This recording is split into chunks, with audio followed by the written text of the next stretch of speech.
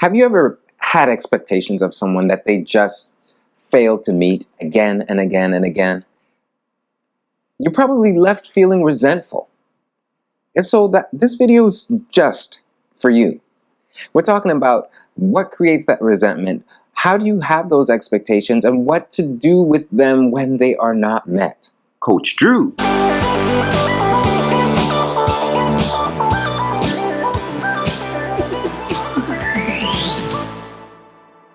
Hey everybody, Coach Drew here, registered psychotherapist, speaker, author, lover of people. I have a strong desire to help people have better relationships with themselves, with each other, with God. If you're interested in that, subscribe to this channel, share it with other people. I believe you're going to like it.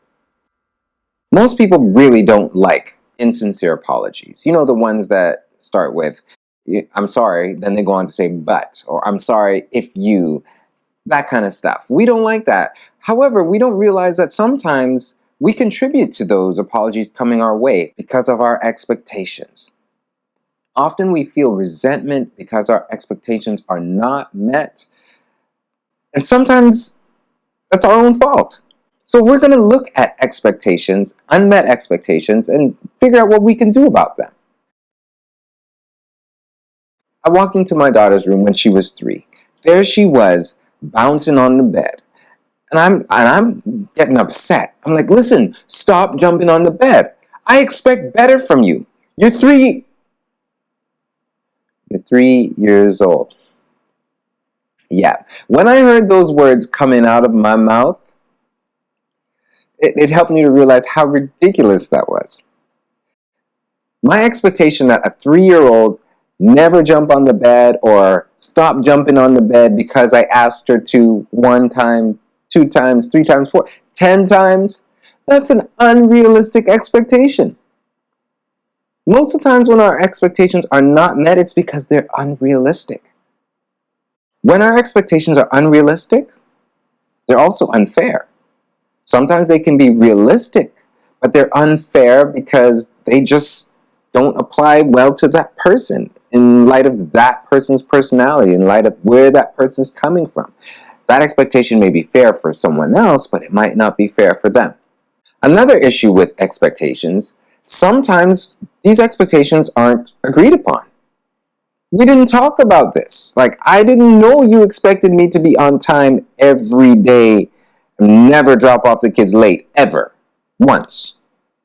If that was your expectation, I would have told you, listen, that's not going to work. It's not going to happen. Are your expectations agreed upon? That's important because if they're not, they're likely not going to be met. Are your expectations clear? I mean, have you defined them? I want you to do this many times. If they're not clear, they're probably not going to be met. So what do you do if you've made them clear? You've agreed on them. They're fair. They're realistic. And they're still not met? I think then it's time to really consider if you need this expectation to be met.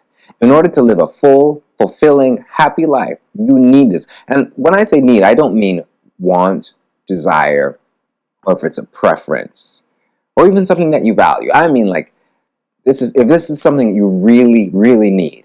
And if so, I think it's time to have a very important conversation. If you want this relationship to go forward and to be healthy for the both of you to thrive and fulfill your life purpose, it's important to have this conversation. To really be clear about not only what it is that you want and what you've agreed upon, because you've talked about that, but now let's project. What do you think is going to happen to you as an individual? It's important to share that, and it's important to share with the other person or people what you think is going to happen to the relationship. On my website, there's a 1-page guide about how to have difficult conversations. It doesn't tell you what to say in those conversations, but it gives some guidelines around how to move forward to having that conversation. The whole point about life with others is communion, it is fellowship, it's safety, it's fulfillment. Now, if you want to know how to have a fulfilling relationship and a fulfilling life, there are some key things that I want to share with you. And that's what we'll get into in the next video. Thanks so much for watching. I hope you'll share it with somebody. Leave me a comment because I grow every time I interact with people. Leave me questions and let me know what it is that you want us to dig into a little deeper. Until next time, continue to learn, heal, and grow.